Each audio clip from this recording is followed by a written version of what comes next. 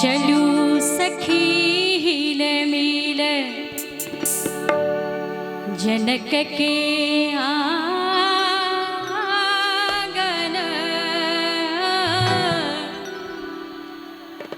चलू सखी हिल मिल जनक के आंगन। दुल्हा बनल श्री राम है, दुल्हा बनल श्री राम है। चलू सखी हिल मिल जनक के आंगन। चलू सखी हिल मिल जनक के आंगन। दुल्हा बनल श्री राम है, दुल्हा बनल श्री राम है।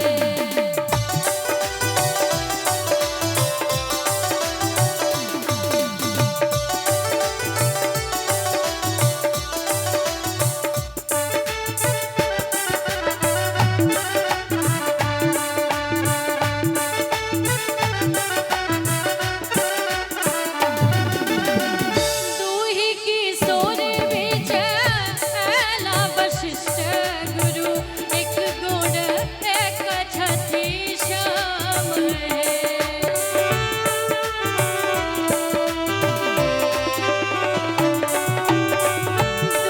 की सोर बीच आला वशिष्ठ गुरु।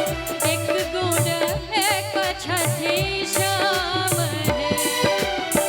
चलो सखी हिल मिल जनक के आंगन। चलो सखी हिल मिल जनक के आंगन।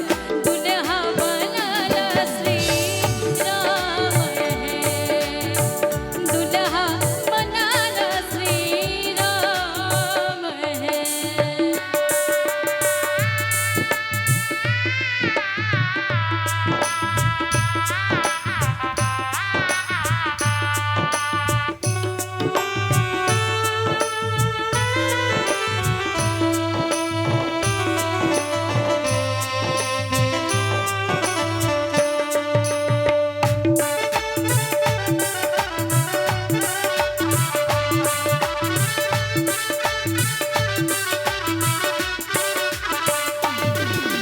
देश विदेश केरा भूप सवैला सखी। देश विदेश केरा भूप सवैला सखी। घुड़ थाकी गेला निज धाम है। देश विदेश केरा भूप सवैला सखी। घुड़ थाकी गेला निज धाम है। घुड़ी थाकी गेला निज धाम है। श्री शिव धनुष छुबत काल टूटी गेल। से शिव धनुष छुबत काल टूटी गेल। रह गेल सिया जी के मान है। दुल्हा बनल श्री राम है। से शिव धनुष छुबत काल टूटे गेल। से शिव धनुष छुबत काल टूटे गेल।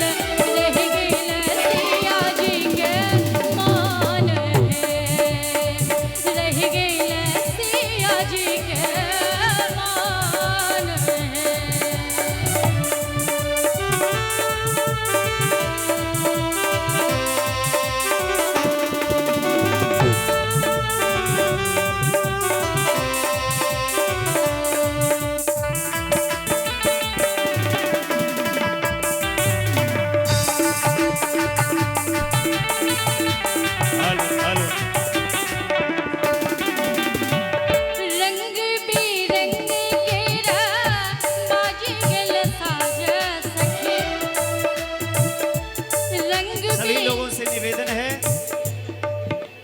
सभी लोग प्रसाद पा करके जाएंगे, बिना प्रसाद लिए बिना जल पिए कोई नहीं जाएंगे, यह हमारी विनम्र प्रार्थना है।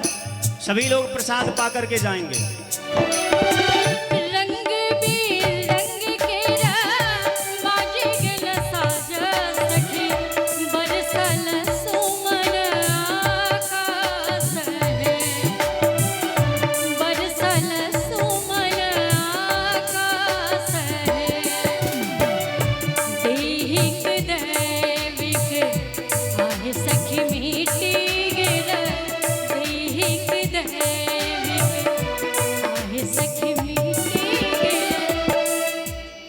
एक बेर सब गोटे दुल्हा दुल्हन सरकारक वास्ते दोनों हाथ ऊपर उठा अपन हाजरी लगबे, मीठ मीठ ताली बजाकर मिट गेल तीनों ताप रे, मिट गेल तीनों ताप रे, चलू सखी हिले मिले जनक के आंगन, चलू सखी